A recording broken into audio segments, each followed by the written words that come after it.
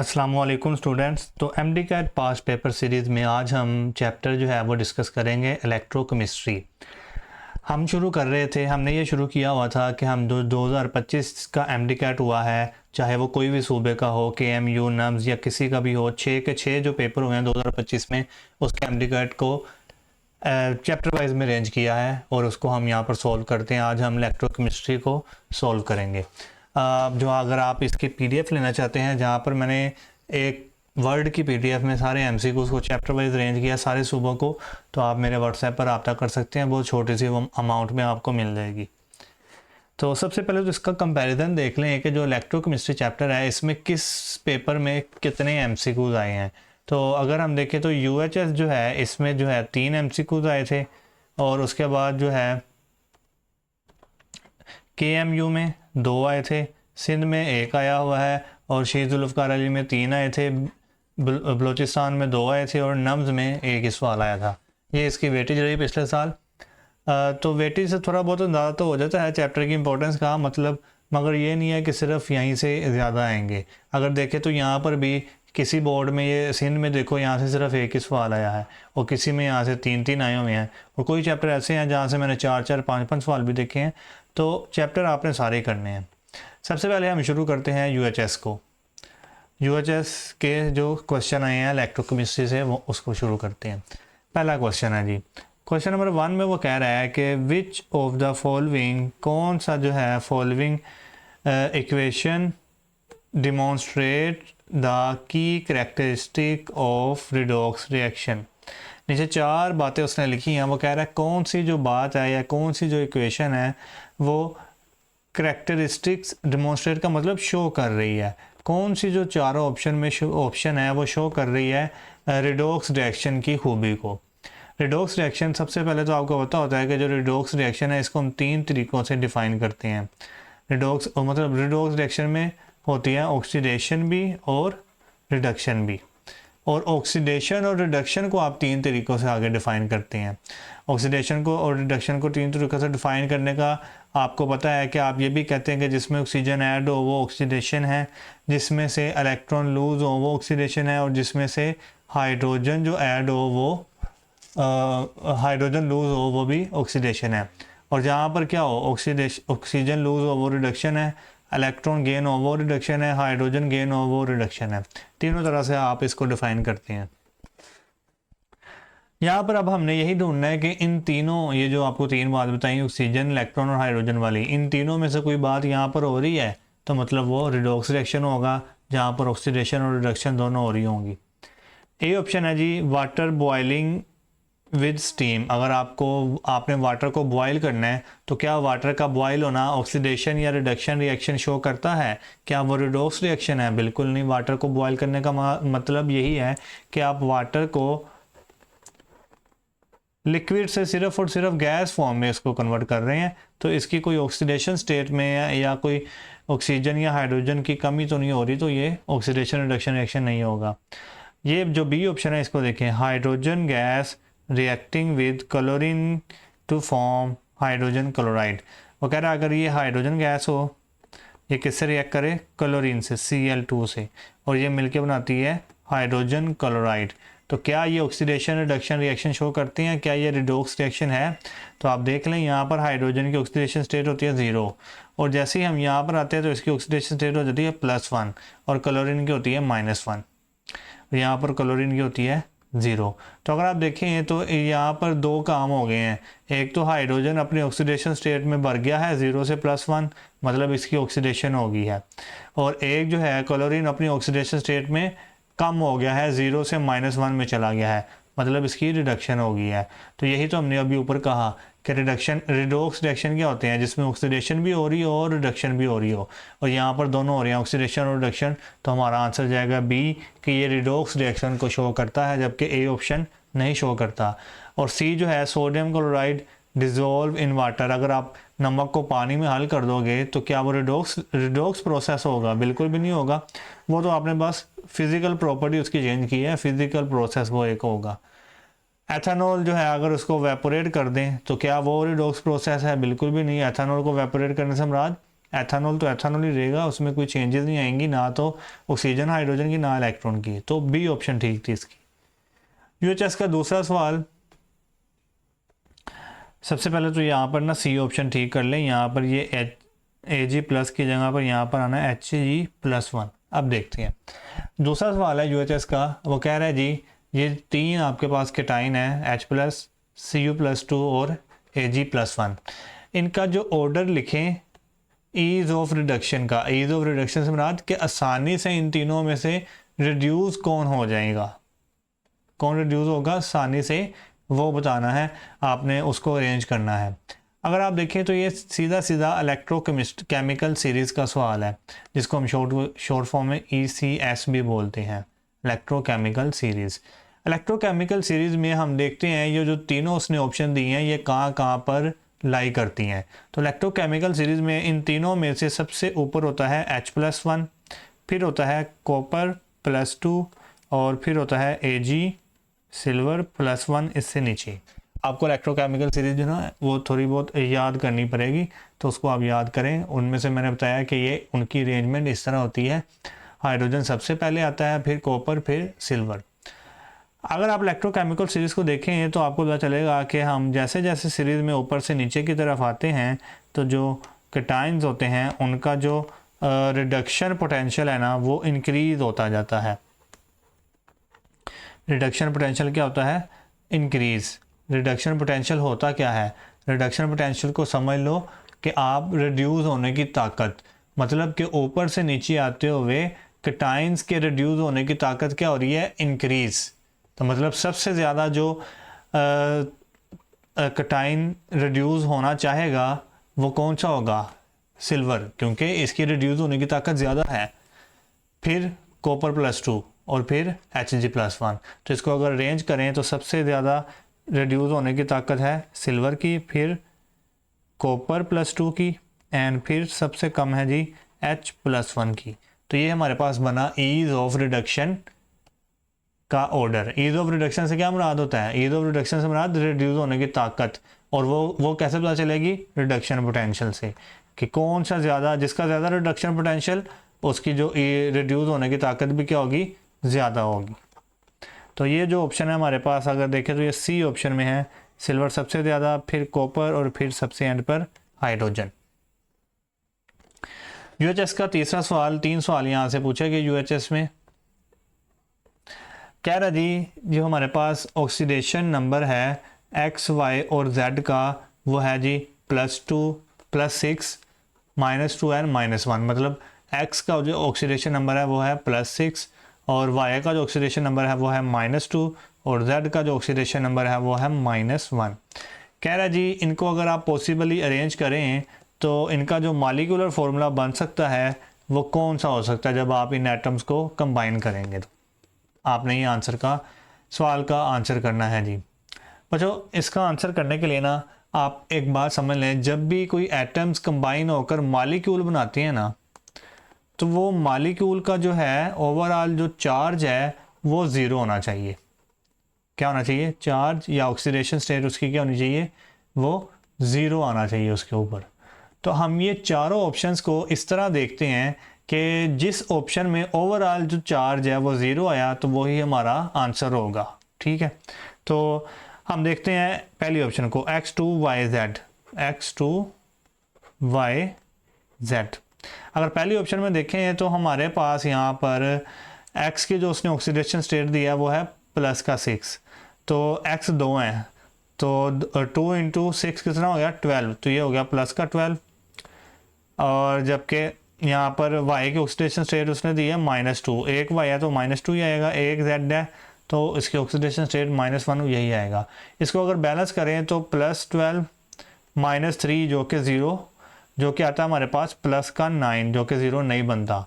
तो हमने कहा जिसमें 0 बन जाएगा वो हमारा आंसर होगा, तो ए आंसर तो नहीं हो सकता। बी ऑप्शन की तरफ चलें तो बी है जी हमारे पास X, Y2 एंड Z2। क्या ये आंसर हो सकता है? इसको देखते हैं। X की ऑक्सीडेशन स्टेट उसने दिया है जी +6, एक ही X है तो इसका +6 ही आएगा। Y की ऑक्सीडेशन स्टेट है जी -2 और 2 Y है तो 2 को 2 से मल्टीप्लाई करो तो -4 आ गया। और z की है -1, 2z है तो इसको 2 से मल्टीप्लाई करो तो -2 आ गया। तो ये हो गया प्लस का 6 माइनस का 6, तो आंसर आएगा 0। तो इसमें हमारा आंसर आया 0, तो ये हमारा आंसर होगा, ये हमारा आंसर होगा। बी जो है एक ऐसा फॉर्मूला है जो कि पॉसिबल है इन एटम से। अगर आप सी को देख लें, सी में भी कोई मुश्किल नहीं है। एक्स वाई जेड, एक्स एक है इसकी ऑक्सीडेशन स्टेट +6 है, वाई एक है इसकी ऑक्सीडेशन स्टेट -2 है, और जेड एक है जिसकी ऑक्सीडेशन स्टेट Z2 है, -1 है तो 2 की 2 हो जाएगी। तो ये हो जाएगा प्लस का 6 माइनस का 4 इज इक्वल टू प्लस का 2। तो इसमें भी 0 नहीं आ रहा, ये भी हमारी ऑप्शन नहीं होगी। इसी तरह डी वाली ऑप्शन भी नहीं होगी, उसको आप सॉल्व करके देख लेना। तो इसका आंसर जाएगा बी। KMU के सवाल शुरू हो रहे हैं। KMU का सबसे पहला सवाल है, यहाँ पर ना थोड़ी मिस्टेक हो गई है। KMU के यहाँ पर एंड पर जो है स्टेटमेंट में यहाँ पर आता है एनोड इज, मतलब उसने एनोड के बारे में क्वेश्चन किया है, ये यहाँ पर इस तरह सवाल आएगा। सवाल है जी, इन एन इलेक्ट्रोकेमिकल सेल, एक इलेक्ट्रोकेमिकल सेल के अंदर when a current passing through the solution, जब आप एक करंट पास करते हैं सॉल्यूशन के अंदर से, तो एनोड क्या होता है। एनोड की उसने सिंपल सी डेफिनेशन पूछी है। तो आप लोग पता है कि जो इलेक्ट्रोकेमिकल सेल होता है उसमें 2 इलेक्ट्रोड होते हैं। इलेक्ट्रोकेमिकल सेल, ये इलेक्ट्रोकेमिकल सेल, इसमें 2 इलेक्ट्रोड होते हैं। कौन कौन से होते हैं? एक होता है इसमें यहाँ पर एनोड कह लो, और एक होता है यहाँ पर कैथोड। एनोड और कैथोड। जो एनोड होता है इस पे होता है प्लस का चार्ज, और जो कैथोड होता है उस पर क्या होता है माइनस का चार्ज। तो उसने यही पूछा है कि जो एनोड होता है वो क्या होता है। तो एनोड सिंपली हमें ये तो पता है कि ये पॉजिटिव इलेक्ट्रोड होता है, तो नेगेटिव वाले तो वैसे ही कैंसिल हो गए अल्हम्दुलिल्लाह। तो एनोड होता है पॉजिटिव, नेगेटिव वाले वैसे ही कैंसिल हो गए। तो ए और सी में से कोई आंसर जाएगा। अब एनोड पे क्या होती है? ऑक्सीडेशन होती है या रिडक्शन होती है, क्या होती है? तो आपको पता है कि जो ये एनोड होता है जिसको मैं ए से लिखता हूँ, यहाँ पर होती है ऑक्सीडेशन। क्या होती है? ऑक्सीडेशन। और ये जो कैथोड होता है यहाँ पर होती है रिडक्शन। तो जो एनोड है is positive electrode where oxidation occurs. A answer हमारा करेक्ट होगा, ये करेक्ट होगा। अच्छा जी, नेक्स्ट हमारे पास क्वेश्चन है KMU का ही है, और उसमें उसने एक इक्वेशन दी हुई है। कह रहा है जी बैलेंस करें इन इक्वेशन को ऑक्सीडेशन नंबर मेथड से। मतलब आपको ना इतना ज़्यादा लंबा जाने की ज़रूरत नहीं है कि ऑक्सीडेशन नंबर मेथड से इसको बैलेंस करें। आप सिंपल भी बैलेंस कर सकते हैं जैसे आप दूसरी इक्वेशंस को बैलेंस करते हैं। अगर आप देखें तो यहाँ पर कॉपर है 1, यहाँ पर भी कॉपर 1 है। सल्फ़र अगर देखें तो इस वाली साइड पर, रिएक्टेंट वाली साइड पर सल्फ़र एक ही है, जबकि इस वाली साइड में सल्फ़र 2 हैं, एक यहाँ पर है और एक यहाँ पर है। तो अब हमें सल्फ़र को बैलेंस करने के लिए अगर ये प्रोडक्ट साइड पर सल्फ़र 2 हैं तो हम यहाँ पर 2 लगा देते हैं ताकि सल्फ़र यहाँ पर भी क्या हो जाए, 2 हो जाए। तो यहाँ पर हमने पीछे इसके 2 लगा दिया। अब हम 2 लगाने के बाद अगर देखें तो हमारे पास हाइड्रोजन का रोला आ गया। अब हाइड्रोजन यहाँ पर हो गए हैं 2 to the 4, जबकि यहाँ पर हाइड्रोजन कितने हैं? 2 ही हैं। तो अगर हम यहाँ पर भी वाटर के पीछे भी 2 लगा दें तो ये कितने हो जाएंगे? 2 to the 4। हाइड्रोजन का रोला भी निकल गया है। अब सिर्फ रह गया है ऑक्सीजन का रोला। ऑक्सीजन अगर देखें तो यहाँ पर ऑक्सीजन है 2 4 the 8, और यहाँ पर अगर देखें तो ऑक्सीजन 4 यहाँ पर है और 2 यहाँ पर है, 6 हो गए। और अगर यहाँ पर देखें तो 2 यहाँ पर है, 8 पूरे हो गए। तो मतलब अगर इसको बैलेंस करना है तो सिर्फ H2SO4 के पीछे 2 लगा दो और वाटर के पीछे भी 2 लगा दो। तो ये जो ऑप्शन है H2SO4 के पीछे 2 यहाँ पर है, वाटर के पीछे 2 यहाँ पर है। डी में H2SO4 के पीछे तो 2 है ही है, मगर यहाँ पर उसने इसके पीछे भी, इसके पीछे भी और इसके पीछे भी 2 लगा दिया। तो ये हमारी ऑप्शन गलत जाएगी। जो करेक्ट आंसर हमारा जाएगा वो होगा सी ऑप्शन।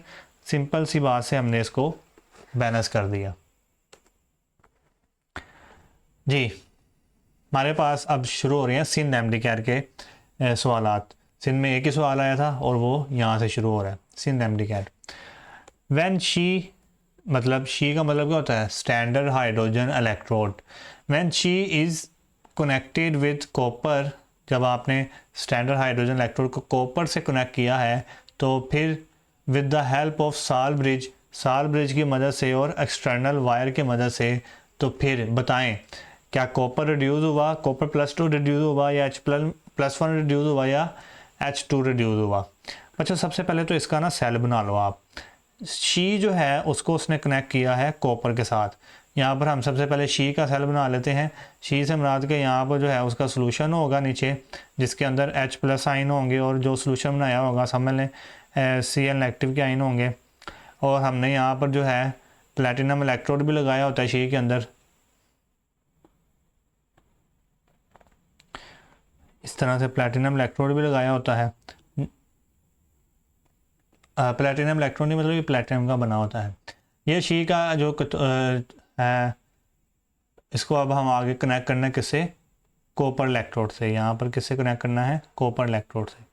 यहाँ पर हम कॉपर इलेक्ट्रोड जब बनाएंगे तो कॉपर इलेक्ट्रोड के अंदर यहाँ पर कॉपर का पहले सोल्यूशन होगा CuSO4 का, जिसके अंदर होंगे Cu+2 एंड SO4 2- आइन, इसके अंदर ये होंगे। साथ हमने कॉपर का इलेक्ट्रोड लगाया होगा ऊपर, यहाँ पर कॉपर का इलेक्ट्रोड लगाया होगा। और ये जो कॉपर का इलेक्ट्रोड है इसको हमने बाहर फिर शी से कनेक्ट कर देना है। यहाँ पर इसको एक बैटरी की मदद से हमने इसको कनेक्ट कर देना। अब होगा क्या, अभी मैंने पीछे ही आपको बताया है कि जो इलेक्ट्रोकेमिकल सीरीज़ है उसमें जो है हाइड्रोजन और कॉपर को अगर कंपेयर करो तो हाइड्रोजन ऊपर वाली साइड पर है, कॉपर नीचे वाली साइड पर है। तो इसका मतलब ये है कि जो नीचे वाली साइड पर होगा उसका रिड्यूस होने के चांसेस ज़्यादा होंगे, और जो ऊपर वाली साइड पर होगा वो क्या होगा, ऑक्सीडाइज होगा। तो यहाँ पर जो हाइड्रोजन है उसको क्या होना है, ऑक्सीडाइज। ऑक्सीडाइज से मुराद क्या होती है कि ऑक्सीडाइज से मुराद होता है इलेक्ट्रॉन को लूज़ करना। क्या करना, इलेक्ट्रॉन को लूज़ करना। तो यहाँ पर जो आप हाइड्रोजन गैस इस्तेमाल कर रहे होंगे H2, वो क्या होती जाएगी, ऑक्सीडाइज करेगी। यहाँ पर क्या हो जाएगी, ऑक्सीडेशन हो जाएगी इस वाले सेल में। और ऑक्सीडाइज होने से क्या होगा, जब हाइड्रोजन गैस ऑक्सीडाइज होगी तो क्या होगा, वो कन्वर्ट हो जाएगी H+ में, और साथ जो है 2 इलेक्ट्रॉन निकलेंगे। अब ये जो इलेक्ट्रॉन निकले हैं ना, ये इस वायर से होते हुए पहुँचेंगे कॉपर तक, ये कॉपर के सेल तक। और यहाँ पर हमें पता है चूँकि हाइड्रोजन जो है ऑक्सीडाइज कर गया है क्योंकि वो सीरीज़ में ऊपर था, और जो कॉपर है इसकी खूबी क्या है कि ये रिड्यूस होना चाहेगा, तो ये हाइड्रोजन के साथ रिड्यूस हो जाएगा। हाइड्रोजन ऊपर है वो ऑक्सीडाइज, कॉपर नीचे है तो वो रिड्यूस हो जाएगा। रिड्यूस से मुराद क्या होता है, इलेक्ट्रॉन को गेन करना। अब इलेक्ट्रॉन को गेन कौन करेगा, क्या ये कॉपर करेगा या कॉपर+2 आयन करेंगे जो सोल्यूशन में है। कॉपर+2 आयन गेन करेंगे क्योंकि कॉपर+2 जो है इसको इलेक्ट्रॉन चाहिए, तो ये 2 इलेक्ट्रॉन को लेकर कन्वर्ट हो जाएगा कॉपर के अंदर। तो यहाँ पर जो है रिड्यूस कौन हुआ, क्या कॉपर रिड्यूस हुआ, क्या ये रिड्यूस हुआ या कॉपर+2 आयन रिड्यूस हुए, कॉपर+2 आयन रिड्यूस हुए। तो हम इसको कहेंगे कि यहाँ पर कॉपर+2 आयन रिड्यूस हुए, तो यहाँ पर हमारा आंसर जाएगा कॉपर+2 आयन रिड्यूसेस। अगर ऑक्सीडेशन का पूछते तो फिर हम बताते कि H2 गैस ऑक्सीडाइज करके यहाँ पर ऑक्सीडेशन हुई। MCQ इस तरह भी आ सकता था कि अगर हम शी को कनेक्ट करें कॉपर के साथ तो ऑक्सीडेशन कहाँ पर होगी, रिडक्शन कहाँ पर होगी। ऑक्सीडेशन होगी शी के ऊपर और रिडक्शन होगी कॉपर इलेक्ट्रोड के ऊपर या कॉपर सेल के अंदर। अच्छा, इसके अंदर आप मुझे पता है कि आप लोग कह रहे होंगे इसके अंदर यहाँ पर साल ब्रिज भी तो लगाते हैं, साल ब्रिज लगा लो, कोई मसला नहीं है। हम वो यहाँ पर कंस्ट्रक्शन नहीं पढ़ रहे, मैंने आपको सवाल समझाना है यहाँ पर। तो इसका आंसर जाएगा जी कॉपर+2 रिड्यूसेस। एक ही सवाल था। आप चलते हैं Shaheed Zulfiqar Ali Bhutto medical university federal का जो सवाल आया हुआ है उससे देखते हैं। कह रहा है जी फेडरल बोर्ड में पहला सवाल, इन अ स्टैंडर्ड हाइड्रोजन इलेक्ट्रोड, एक हाइड्रोजन इलेक्ट्रोड मतलब शी स्टैंडर्ड हाइड्रोजन इलेक्ट्रोड के अंदर जो प्लेटिनम आप इस्तेमाल करते हैं उसका क्या काम है। तो प्लेटिनम इलेक्ट्रोड जो यूज़ करते हैं ना, एक्चुअली उसका काम है ऑक्सीडेशन और रिडक्शन में हेल्प करना। क्या है, provide the surface for the oxidation और रिडक्शन, इसका ये काम है। ना तो वो हाइड्रोजन से रिएक्ट करती है, ना तो वो साल ब्रिज है, और ना ही वो वोल्टेज देकर इसको चलाती है। तो इसका काम है provides surface for oxidation reduction. ये जो पीछे आपको मैंने बना के दिखाया था ना, ये वाला इलेक्ट्रोड, ये प्लेटिनम से मिलकर बना होता है, और इसका काम ही यही है कि यहाँ पर H2 और जो भी ऑक्सीडेशन होगी या रिडक्शन होगी उसको करवाना। जी नेक्स्ट फिर शहीद जुल्फ़िकार अली भुट्टो का सवाल है, दूसरा सवाल, विच स्पीशीज कंटेन्स एन एलिमेंट जिस विच ऑक्सीडेशन नंबर ऑफ +4, किसके अंदर एक ऐसा एलिमेंट है जिसमें ऑक्सीडेशन नंबर कितनी है, +4 है, वो आपने आइडेंटिफाई करना है। तो बच्चे सबसे पहले हम देख लेते हैं ए ऑप्शन में जो है हमारे पास क्रोमियम O4 2-, इसकी अगर हम ऑक्सीडेशन स्टेट निकालें क्रोमियम की इसमें, तो क्रोमियम की ऑक्सीडेशन स्टेट निकालनी है, ये X हो गया, प्लस 4 ऑक्सीजन है और एक ऑक्सीजन की oxidation state -2 is equal to आएगा जितना चार्ज है, -2 चार्ज है वो आ गया। तो ये इसको सोल्व करेंगे तो आपके पास आंसर आएगा 4 × 2 -8 हो गया, -8 इज़ इक्वल टू -2 और x इज़ इक्वल टू हो जाएगा -8 उधर जाकर +8 हो गया और प्लस माइनस होकर हमारे पास आंसर आएगा +6। तो यहाँ पर कॉपर पे तो +6 चार्ज है, हमें तो ढूंढना है जहाँ पर +4 का चार्ज हो, तो ये नहीं आंसर हो सकता। बी ऑप्शन है हमारे पास, बी ऑप्शन में वो कह रहा है जी MnO4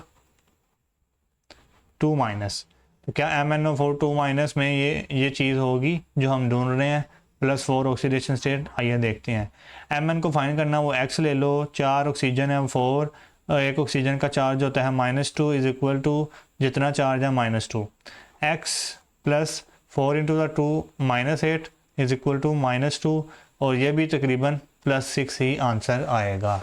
तो ये भी आंसर नहीं हो सकता, मैंगनीज़ पे +6 चार्ज है, हमें +4 ढूंढना है। सी ऑप्शन देखते हैं H2SO4।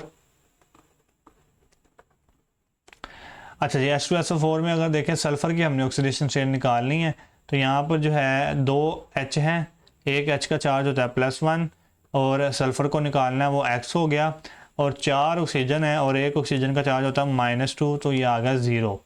तो 2 × 1 प्लस का 2 प्लस X, 4 × 2 माइनस का 8 इज इक्वल टू 0। दूसरी साइड लेकर जाएंगे तो आपको पता चलेगा इसमें भी सल्फ़र की ऑक्सीडेशन स्टेट +6 है, तो ये भी हमारा आंसर नहीं हो सकता। फिर बचा क्या, डी, वही हमारा आंसर होगा, सीधी सी बात है, तीनों तो कैंसिल हो गए हैं। फिर भी हम डी को निकाल के चेक कर लेते हैं। डी में है जी हमारे पास Na2CO3, तो यहाँ पर हमें सी की जो है ऑक्सीडेशन स्टेट फाइंड करनी है, तो Na को रख लो 2, चूँकि Na2 है और एक Na की होती है +1 ऑक्सीडेशन स्टेट, प्लस सी की फाइंड करनी है, प्लस 3 ऑक्सीजन है, एक ऑक्सीजन का -2 इज इक्वल टू 0, ये हो गया प्लस का 2 प्लस का X, 3 × 2 माइनस का 6 is equal to 0, X is equal to आ जाएगा, दूसरी तरफ लेकर जाएंगे तो आपके पास प्लस का 4, तो हमें मिल गया। यहाँ पर कार्बन पे जो ऑक्सीडेशन स्टेट है वो है +4, तो आंसर हमारा जाएगा डी। ऐसी ऑप्शन है जहाँ पर कार्बन या कोई भी एलिमेंट पे +4 ऑक्सीडेशन स्टेट है। जी शहीद जुल्फ़िकार अली भुट्टो में तीसरा सवाल, इन द गिवन रिएक्शन, ये गिवन रिएक्शन के अंदर आपने बताना है कि जो एक ये रिएक्शन हुआ है जिसमें मेथनॉल कन्वर्ट हुई है एसिटिक एसिड के अंदर, the oxidation number of carbon changes from, carbon का जो ऑक्सीडेशन नंबर है वो चेंज हुआ है, यहाँ से यहाँ तक आते हुए कितना चेंज हुआ है। अच्छा एक्चुअली ये ना जो ऑर्गेनिक का सवाल था, मगर इसमें ऑक्सीडेशन नंबर की बात थी तो इस वजह से मैंने यहाँ पर इसको ऐड कर दिया। CH3OH और इधर है हमारे पास carboxylic acid, formic acid. Simply हमने ऑक्सीडेशन स्टेट फाइंड कर लेनी है कार्बन की, इधर भी और इधर भी देख लेंगे क्या फ़र्क आया है। यहाँ पर अगर फाइंड करें तो तकरीबन 3 और 1 4 हाइड्रोजन है, 4 हाइड्रोजन, एक हाइड्रोजन का चार्ज +1, कार्बन एक है उसको हमने फाइंड करना है, X ले लो, एक ऑक्सीजन है, एक ऑक्सीजन का charge -2 is equal to 0, 4 oxygen है तो ये आंसर 4 × +1 प्लस का 4 प्लस X, 1 × -2 माइनस का 2, सॉल्व करेंगे तो दूसरी तरफ जाकर इसका आंसर आएगा 4 + 2, उधर जाके हो जाएगा, हाँ जी, तो इसका आंसर जाएगा -2, क्योंकि ये देखिए -2 उधर जाके प्लस का 2 हो गया और +4 उधर जाके -4 हो गया, तो आंसर आया -2। यहाँ पर अगर निकालें तो 2 हाइड्रोजन हैं, एक हाइड्रोजन का मैथ +1 और मैं कह रहा हूँ चार्ज +1, कार्बन फाइंड करना है, एक है, 2 ऑक्सीजन है, -2 इज इक्वल टू 0। और मुझे उम्मीद है कि आपको ये मेथड आता होगा ऑक्सीडेशन नंबर फाइंड करने का, तो ये आपको आना चाहिए। नहीं आता तो मैंने एक पूरी वीडियो बनाई थी जहाँ पर मैंने सिर्फ और सिर्फ न्यूमेरिकल सॉल्व करवाए थे पूरे MD-CAT सिलेबस के। उसका लिंक यहाँ पर कहीं पर दे भी दूंगा, शायद नहीं भी तो आप सर्च करें मेरी, या फिर MD-CAT वन शॉट लेक्चर के अंदर मेरी प्लेलिस्ट के अंदर जाकर वो वीडियो आपको मिलेगी। एक्स वैसे ही रहेगा, -2 × 2 4, माइनस का 4 is equal to 0। X is equal to किसके आ जाएगा, आंसर आएगा +2। तो मतलब कार्बन जो है वो इसकी ऑक्सीडेशन स्टेट चेंज हुई जब वो मेथनॉल से कार्बोक्सिलिक एसिड तक गया, -2 से +2। तो यहाँ पर कार्बन है -2 और यहाँ पर है +2। तो आंसर हमारा आ जाएगा कि ये चेंज हुआ है कार्बन की ऑक्सीडेशन स्टेट -2 से +2 तक। इस तरह आपने सॉल्व करना है जी। अब हमारे पास आ गए हैं BUMHS के सवाल, इसके बाद नम्स के रह गए हैं और फिर आपकी छुट्टी। BUMHS में वो कह रहा है कि which one of the following element involves either oxidation और रिडक्शन एक्सेप्ट, मतलब वो कह रहा है कि इनमें से चारों में से कहीं ना कहीं पर ऑक्सीडेशन और रिडक्शन हो रही है, एक में नहीं हो रही, वो बताना है आपने। तो अगर आप ए वाली ऑप्शन को देखें तो ए वाली ऑप्शन में कार्बन की ऑक्सीडेशन स्टेट यहाँ पर जो है अगर आप फाइंड करें तो कैसे फाइंड कर सकते हैं, ये देखो 4 हाइड्रोजन है, एक हाइड्रोजन का जो चार्ज होता है वो +1 होता है, 4 का कितना हो जाएगा +4। और अगर हमने इस मॉलिक्यूल को न्यूट्रल करना है तो कार्बन पे क्या चार्ज आएगा फिर -4, मतलब कार्बन की ऑक्सीडेशन स्टेट यहाँ पर -4 है। और अगर यहाँ पर देखेंगे तो 2 ऑक्सीजन है, एक ऑक्सीजन की वजह से चार्ज होता है -2, 2 की वजह से -4। और यहाँ पर जो कार्बन की अगर मॉलिक्यूल को न्यूट्रल करना है तो कार्बन पे फिर क्या चार्ज आ जाएगा +4, ताकि ये बैलेंस हो जाए। अब देखो कार्बन यहाँ पर -4 से किधर चल गया है +4 में, मतलब ऑक्सीडेशन स्टेट बढ़ी तो ऑक्सीडेशन होगी, तो मतलब ऑक्सीडेशन इसमें तो हो रही है। हमें तो वो ढूंढना है जिसमें ऑक्सीडेशन या रिडक्शन ना हो रही हो। यहाँ पर ऑक्सीडेशन हो रही है, रिडक्शन हो या ना हो बाहर में जाए, वैसे रिडक्शन भी हो रही होगी, देख लेना। तो हमें ढूंढना है जहाँ पर ऑक्सीडेशन और रिडक्शन दोनों ही ना हो। नेक्स्ट है हमारे पास कॉपर +2 और Zn। यहाँ पर तो सीधा सीधा आपको नज़र आ रहा है कि जो Zn है वो यहाँ पर 0 है और यहाँ पर +2 में चला गया है, तो ऑक्सीडेशन स्टेट इंक्रीज हुई है, तो ये ऑक्सीडाइज हो गया है, तो ये भी आंसर नहीं होगा। हमें तो ऐसा ढूंढना है जहाँ पर ऑक्सीडेशन या रिडक्शन बिल्कुल भी ना हुई हो। यहाँ पर आप देख रहे हैं बिल्कुल सादा सा Zn 0 में है, और यहाँ से यहाँ पर अगर जाओगे तो Zn यहाँ पर आएगा +2 में। यहाँ पर भी ऑक्सीडेशन स्टेट क्या हो गया इंक्रीज, मतलब यहाँ पर भी ऑक्सीडेशन हो रही है, ये भी आंसर नहीं होगा। सिर्फ आंसर कौन सा रह गया है सी में जो है अगर आप देखें तो कोई भी ऑक्सीडेशन या रिडक्शन नहीं हो रही होगी। फाइंड करके देख लें, एक ऑक्सीजन है यहाँ पर, ऑक्सीजन की वजह से -2 चार्ज, जबकि कॉपर जो है इसको बैलेंस करने के लिए अपने ऊपर +2 रखेगा। इधर देखेंगे तो यहाँ पर भी कॉपर पे +2 का चार्ज आएगा, क्योंकि हमें पता है SO4 पे ओवरऑल चार्ज जो है वो -2 होता है, तो कॉपर पे +2 होगा। तो ये देखो कॉपर यहाँ पर भी +2 में है, यहाँ पर भी +2 में है, मतलब कोई फ़र्क नहीं आया, ऑक्सीडेशन या रिडक्शन नहीं हुई। सल्फ़र को देखेंगे, सल्फ़र यहाँ पर जो है आपको दिखेगा तकरीबन ये +6 में, और यहाँ पर भी अगर आप सल्फ़र को फाइंड करेंगे तो यहाँ पर +6 में ही आएगा। ये ओवरऑल -2 है, SO4 पे ओवरऑल -2 चार्ज है। सल्फर पे जो चार्ज आएगा या ऑक्सीडेशन स्टेट आएगी वो +6 आएगी, निकाल के देख लेना। तो मतलब इनमें ना तो ऑक्सीडेशन हो रही है ना रिडक्शन, तो हमारा आंसर जाएगा सी, कि यहाँ पर कुछ भी नहीं हुआ, ना तो ऑक्सीडेशन हुई है ना रिडक्शन हुई है। BUMHS नेक्स्ट क्वेश्चन नंबर 2 है जी। कह रहा जी ये आपने कन्वर्जन की है, NO2-1 जो है कन्वर्ट हुआ है NO3-1 में। बताएं यहाँ पर जो इलेक्ट्रॉन निकले हैं उसके पीछे उसने लिख दिया है n, मतलब इलेक्ट्रॉन कितने निकले हैं हमें नहीं पता।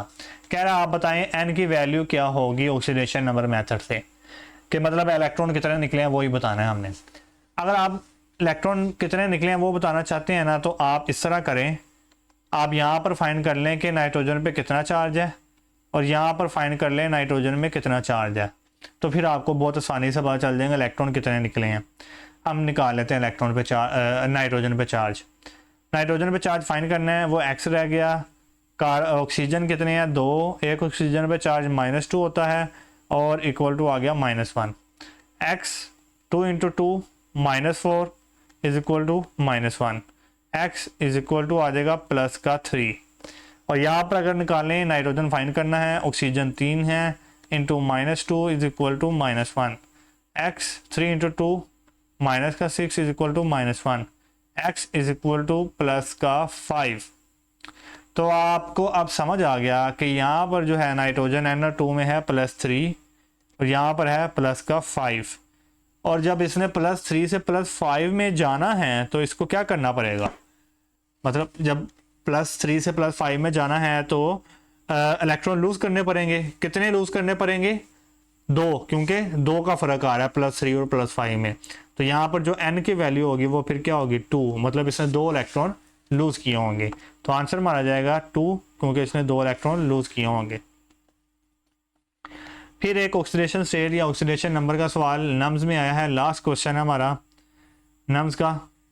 कह रहा जी HClO2 के अंदर आपने क्लोरीन की ऑक्सीडेशन नंबर बतानी है। HClO2 सिंपल है, मेथड क्या है जी हमारा, हमने जिसकी ऑक्सीडेशन नंबर फाइंड करना होता है उसको x ले लो, बाकियों का ऑक्सीडेशन नंबर लगाओ, इक्वल टू 0 करो। एक हाइड्रोजन है, एक हाइड्रोजन का ऑक्सीडेशन नंबर +1 होता है, 1 से मल्टीप्लाई करवा दिया। क्लोरीन फाइंड करना है, x हो गया। ऑक्सीजन 2 है, 2 ऑक्सीजन है, एक ऑक्सीजन का होता है -2 चार्ज इज इक्वल टू 0। तो ये आ गया +1 प्लस का x, 2 × 2 -4 इज इक्वल टू 0 और x इज इक्वल टू आ जाएगा +4 -1 इज इक्वल टू +3। तो इसकी ऑक्सीडेशन स्टेट कितनी आई, क्लोरीन की +3। तो ये हमारे पास ऑप्शन है +3 हमारा आंसर जाएगा। ये थे जी आपके पास इलेक्ट्रोकेमिस्ट्री के सवाल। दूसरे भी चैप्टर्स ज़रूर आएंगे, स्टूडेंट्स कह रहे हैं सारे चैप्टर आएँ, हर रोज़ एक एक चैप्टर आएगा। तो तकरीबन अभी हमारे पास हो गए हैं तकरीबन 7 से 8 चैप्टर हो गए हैं। तो नेक्स्ट जो है तकरीबन 12-13 जून तक सारे चैप्टर आ ही जाने हैं इंशाल्लाह एक एक करके। तो अल्लाह हाफिज़। आपको जो अगर PDF चाहिए तो वो आपने मुझे व्हाट्सएप पे ले लेनी है, बहुत ही कम प्राइस में दे रहा हूँ। तो अल्लाह हाफिज़ तब तक के लिए।